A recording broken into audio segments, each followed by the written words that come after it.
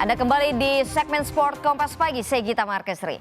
Atlet panjat tebing Indonesia Fedrik Leonardo torehkan sejarah dunia di kejuaraan dunia panjat tebing IFSC 2023 Korea Selatan. Ia menjadi orang pertama di dunia yang berhasil memanjat dinding setinggi 15 meter dengan kecepatan di bawah 5 detik.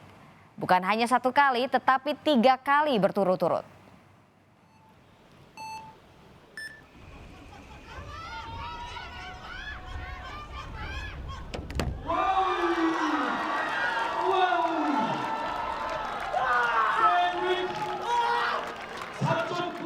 Call him the history maker.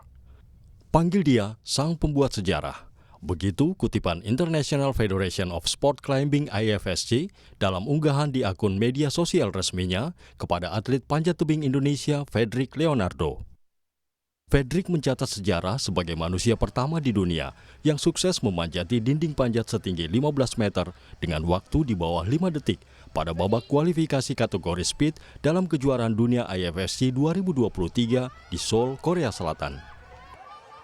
Bukan hanya sekali, Fedrik mencapai catatan waktu bersejarah itu hingga 3 kali berturut-turut, 4,90 detik di babak perempat final dan 4,93 detik di babak semifinal.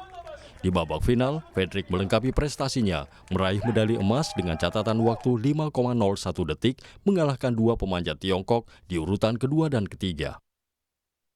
Di nomor speed putri, atlet Indonesia Desakma Rita Kusuma Dewi juga menorehkan prestasi, meraih medali perunggu di bawah 2 atlet Polandia.